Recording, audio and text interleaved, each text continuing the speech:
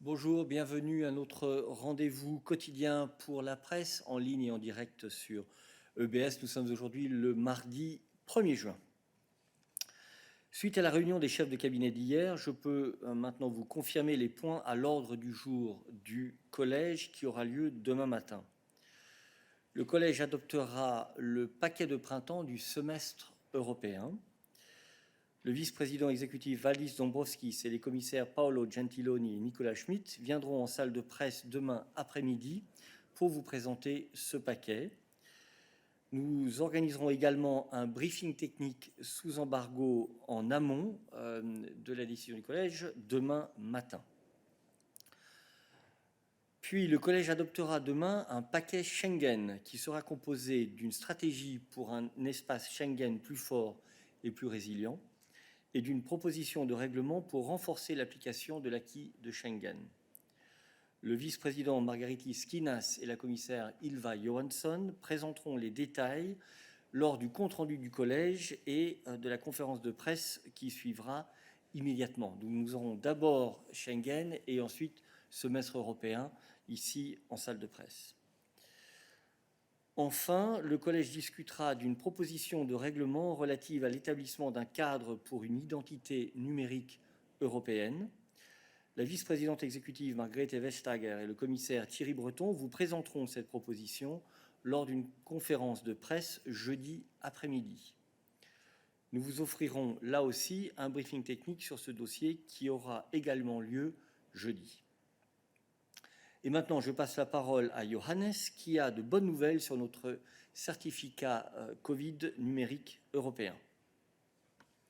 Merci beaucoup, Eric. Today we have reached another important milestone with the EU Digital COVID Certificate. We're launching the technical infrastructure that allows for the safe and privacy-friendly validation of all certificates, the EU Gateway. After the political agreement on the legal proposal of the 20th of May, this now completes the preparatory work for the certificate at EU level. We have tested the gateway extensively during the last 3 weeks with 22 countries, and today 10 member states are already linking to it. And of those, 7 member states don't only link, but also start issuing certificates already, EU certificates. These are Bulgaria, Czechia, Denmark, Germany, Greece, Croatia, and Poland. And we expect more to come in during the coming days and weeks. This is a great success, well ahead of time, which gives us every reason to be confident that the system will be fully up and running by the 1st of July, when the regulation on the certificate will enter into application. We have a dedicated web page that gives you the state of play, and we also have a press release, an updated fact sheet, and an updated Q&A for you available. Thank you.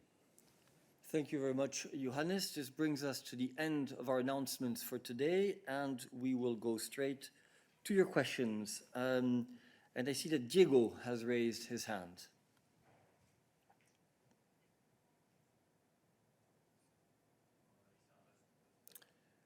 Perhaps it is a leftover from the previous press conference, so we go to Remo. Yes, thank you, Eric, for the question.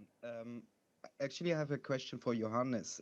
Since today is the launch of the digital COVID certificate, I wanted to ask what's the state with Switzerland? Can Switzerland participate? Have the talks been concluded? Yes, maybe you can give me an update. Thank you. Thank you, Remo. It's actually not a question for Johannes, but for Christian.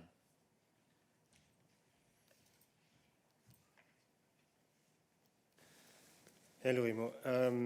Yes, I mean, as I think we explained a number of times, there is the possibility for Switzerland to join the system legally, and there are contacts ongoing with the Swiss authorities on this issue. So work is on track on this, but I don't have any concrete update to give you at this stage of whether and when the connection would happen, but we're open for that and we're working towards that with our Swiss counterparts. Thank you very much. Are there other questions? Remo, you have a follow-up. Yes, thank you, Christian. Can you maybe describe a little bit what exactly are the sticking points or why these talks still go on? Thank you. Well, look, no, I mean, I'm not gonna go into more details here. I mean, there are, as I think I've explained, there's a separate proposal with Schengen, the Schengen legal base, which allows Switzerland or gives Switzerland the possibility to join with an adequacy decision of the would have to be issued by the Commission, looking, for instance, into reciprocity, if it works from both sides.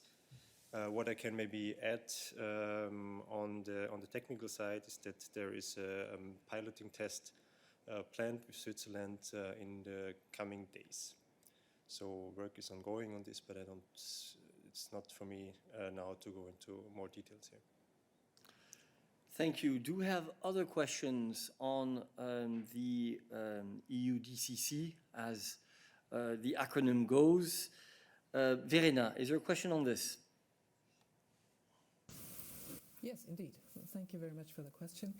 I was wondering if you could describe a little bit more about the member states that are already giving out that certificate. I was a little bit surprised to see Germany in that group. Is that still a piloting phase, or can any German who is vaccinated get that certificate at this point? Thank you. Thank you very much. A good question indeed. I'm sure Johannes will be able to provide clarifications. Yeah. No, thank you for the question. Of course, it really depends on the situation of each member state. All member states have different strategies. Germany adopted a strategy of a partial rollout, so they have a certain areas within Germany which start rolling this out, and then they will, as time progresses, cover all other areas and all other certificates. They started vaccination certificates only today. But if you want more information, it's certainly a question that is better addressed to the German authorities. And then you have other countries who have a complete rollout already today, like Denmark, even started ahead of the weekend. So this is fully up and running. Croatia, actually all the other member states I mentioned, with the exception of Germany and Czechia, all of those are already verifying, for example, or ready to verify certificates. So this is where things stand today.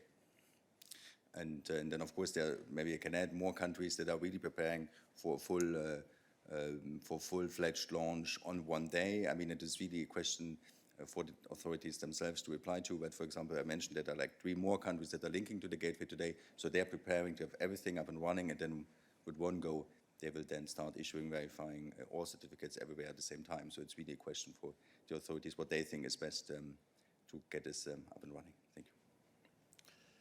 Thank you. I see no further question on this issue, so we go to Mose. Hold on. Mose, you have the floor. Yes, thank you. I have a brief question about the Commission's code of conduct with IT operators countering illegal hate speech. And we know that it covers, for example, Facebook, but my question is, does it also cover WhatsApp or WhatsApp groups, which perhaps are more difficult to get access to, because lately we have seen that such WhatsApp groups have been misused to incite to violence. Thank you. Thank you. Christian, can we provide an answer to this?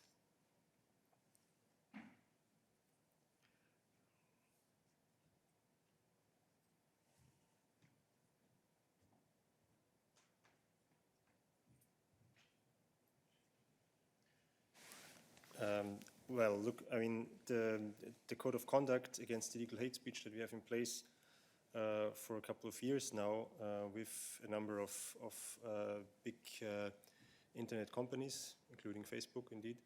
The main aim of this is to well, swiftly verify whether something is indeed illegal hate speech, as identified by the framework decision against racism and xenophobia. And there a lot of progress has been made. The basic commitment of the companies is to remove, to check whether such hate speech needs to be removed for the majority of cases, within 24 hours. And this is overall working pretty well. To be honest, on your concrete question, whether this would go also for WhatsApp groups, I would have to check in more detail, because this is in principle, the idea is, of course, for information that is publicly available, or at least available for many people, and not really for electronic communications. But let us double check this question. Okay, so we'll come back to you on that, Mose. Right, thank you very much. I now open the floor to other issues. Quentin. Oui, bonjour Eric, est-ce que tu m'entends? Oui, je t'en prie. Oui, c'était pour savoir, est-ce que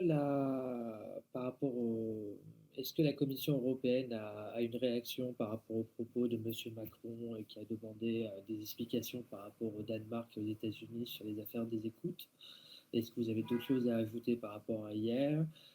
Est-ce que la présidente von der Leyen compte en parler au G7? Est-ce que vous êtes en contact avec les Américains pour savoir si vous étiez ou pas sur cette liste avec les Danois? Merci.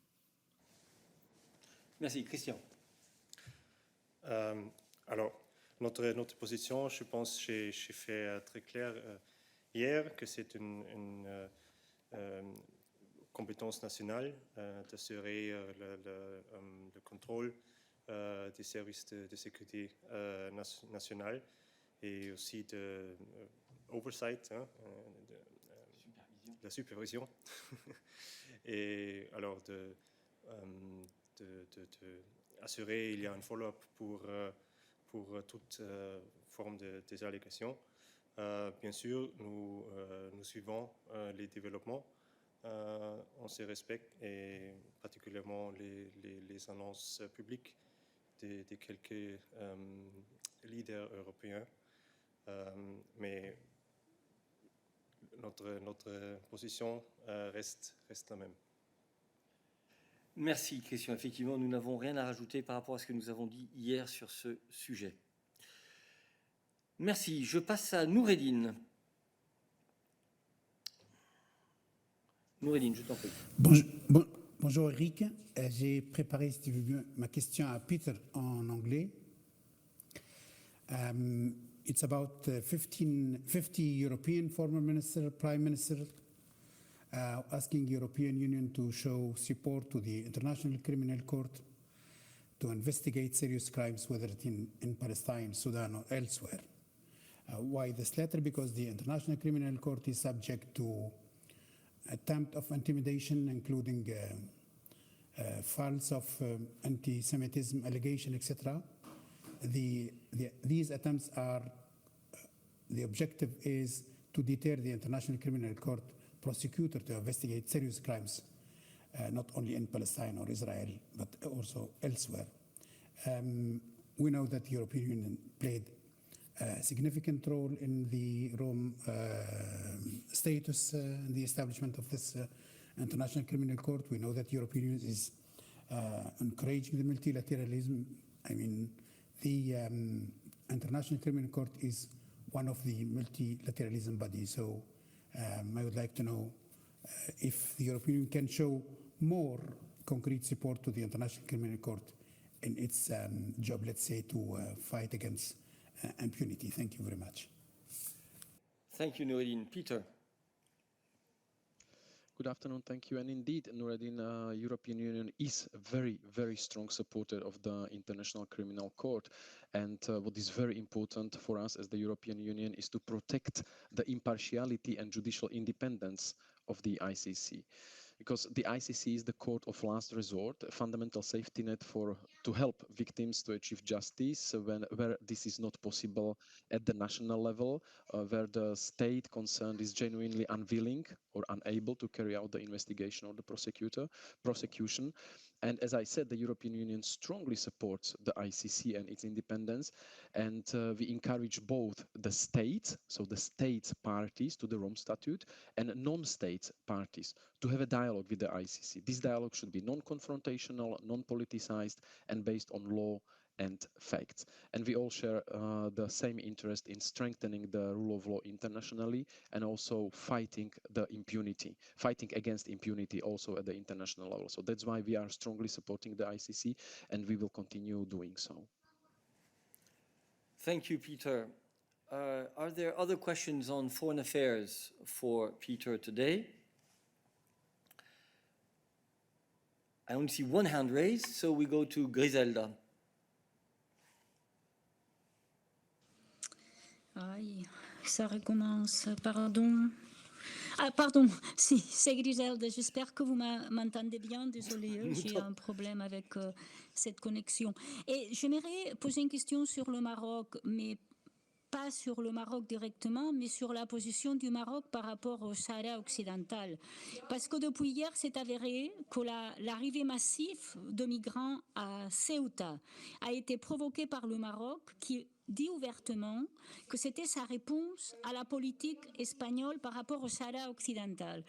Et enfin, j'aimerais savoir si l'Union peut accepter ça comme attitude d'un pays avec lequel il y a quand même un accord assez costaud, et si c'est nécessaire ou pas de convoquer le Conseil d'association avec le Maroc pour débattre de cette attitude marocaine. Merci. Merci, Nabila. Oui, bonjour Griselda et bonjour pour ta question. Griselda, comme tu le sais, nous avons déjà réagi sur la situation à Ceuta et nous avons exprimé notre soutien pour l'Espagne. Comme tu le sais, la situation à Ceuta les développements nous les avons suivis avec une inquiétude et une évolution de la situation qui a été avec laquelle nous avons exprimé notre inquiétude. La frontière de Ceuta est une frontière européenne et l'Union européenne est solidaire de l'Espagne. Tu l'as entendu, et nous avons exprimé notre inquiétude à l'époque, il y a une semaine, ou il y a plus de ça d'ailleurs. Mais comme tu le sais, l'Union européenne et le Maroc ont également un partenariat solide et stratégique. Nous avons exprimé notre soutien à l'Espagne. Nous sommes aussi convaincus que les relations profondes entre le Maroc et l'Espagne permettront de trouver une issue à cette crise. Et donc, je pense à ce stade qu'il est important de voir évoluer la situation, et que la situation et les tensions baissent entre les deux pays. Griselda, suivi. Maintenant, merci beaucoup. Oui, je sais bien quelle a été votre position, c'est de demander au Maroc de contrôler sa frontière. Mais à l'époque, on croyait formellement que c'était une crise de migration. Elle était un peu bizarre, mais c'était une crise de migration comme il y en a eu d'autres dans l'Union. Le Maroc avoue clairement que ça a été sa réponse face à l'attitude espagnole au Sahara occidental. Et ma question, c'est: est-ce que l'Union peut se permettre à être en partenariat avec deux pays qui jouent avec l'immigration par des questions de principes fondamentaux, puisqu'il y a quand même une résolution des Nations Unies sur cette question et des décisions du Tribunal européen de Luxembourg sur la non-territorialité du Maroc sur cette partie du Sahara. Quelle est votre réponse? Est-ce que vous pouvez permettre que n'importe qui dise « Ah, moi, j'aime pas ça, donc allez, je vous envoie les migrants ». Merci. Écoute, Griselda, ce que je peux te dire, c'est qu'on a une position très ferme sur le Sahara occidental, et notre position reste inchangée. Et ça, nous l'avons exprimé, nous le répétons, et rien ne va faire en sorte que nous changerons notre position sur le Sahara occidental. Nous avons un partenariat avec les Marocains, un partenariat qui est stratégique. Nous parlons avec les Marocains, et grâce à ce partenariat, de questions qui sont importantes, mais nous parlons aussi de questions très difficiles avec les Marocains.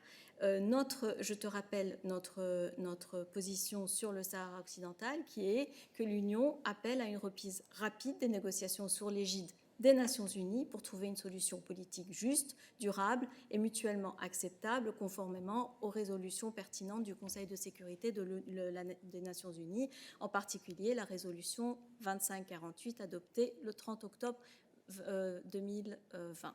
Voilà. Et notre position reste claire, elle restera claire, et nous l'avons redite à plusieurs reprises. Griselda.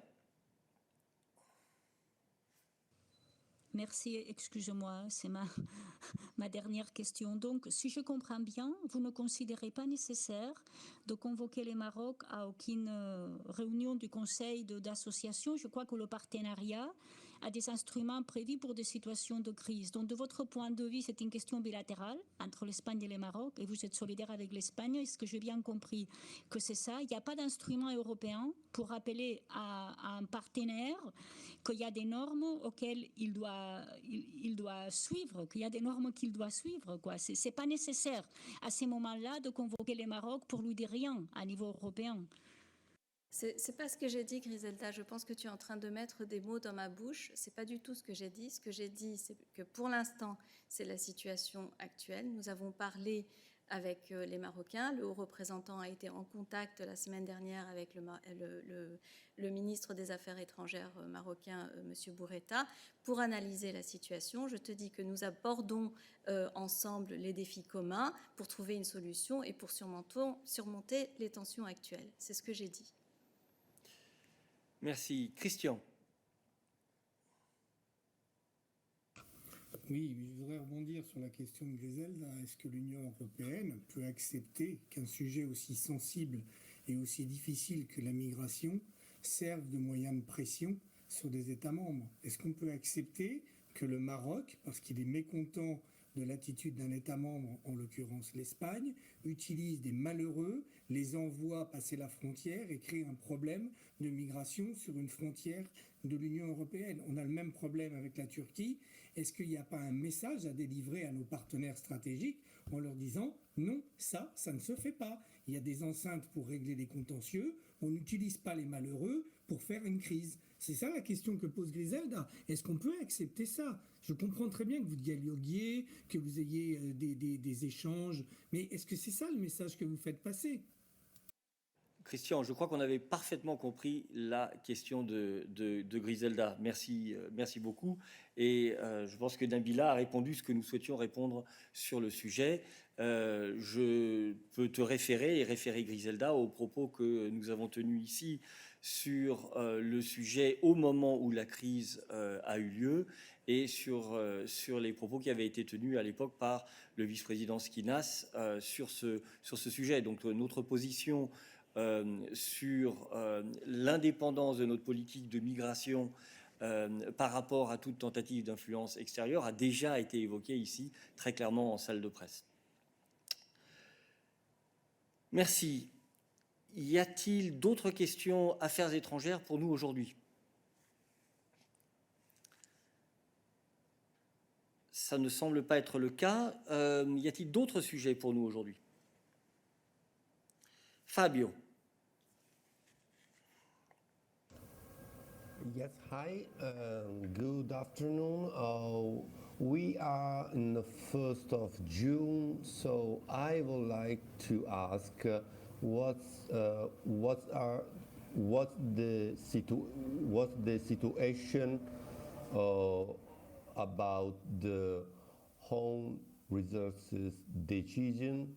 How many countries should still adopt this decision? Thank you. Fabio, I think the answer to your question is extremely simple. The own resources decision has been ratified by all the member states and notified, the ratification has been notified by all the member states to the European Commission. We have communicated rather extensively on this extremely welcome news already beginning of the week. So that is now, as I think you say in English, done and dusted, and we are looking forward to be able to take the final administrative steps that will allow the Commission to go to the financial markets to issue bonds in the course of the month of June. Apologies to Balázs for doing his job. All right, but if you have any other questions of a technical nature, please don't hesitate to contact Balázs on the issue. Okay, we move on. David. Oui, merci Eric et bonjour. On est le 1er de juin et le Parlement européen avait demandé à la Commission de présenter les guidelines sur le mécanisme de conditionnalité d'état de droit avant cette date en menaçant de faire un recours devant la Cour européenne de justice parce que vous n'avez pas présenté ces guidelines. Donc, je sais que, si je me rappelle bien, la semaine passée, vous avez dit on va répondre, j'imagine, avec une lettre. Je me demandais à quel point on est sur ce sujet. Est-ce qu'il faut s'attendre à quelque chose dans les prochains jours ou pas? Merci. Merci. Je ne pense pas qu'on ait de vraies nouvelles à te donner sur ce sujet. Les réponses que Balázs a données ici en salle de presse la semaine dernière restent d'actualité. Et le moment venu, nous communiquerons sur la réponse que nous avons pu apporter au Parlement européen. Mais aujourd'hui, nous n'avons rien de nouveau à ajouter sur ce sujet, David. Tu as une question de suivi? Oui, je me demandais pourquoi ça prend autant de temps, à part le fait que, bon, il y avait le risque de problèmes dans les ratifications des ressources propres dans certains pays, mais maintenant le procès est terminé, alors pourquoi on attend encore? Je ne pense pas que ce soit nécessairement lié au processus de ratification. C'est un travail de nature technique, compliqué, et qui nécessite donc du temps. Donc, quand la Commission sera prête, elle communiquera son projet de guidelines, évidemment. Voilà, je ne vois plus qu'une seule main levée. Donc, que ce soit sur ce sujet ou sur un autre, Tommaso, tu as la parole.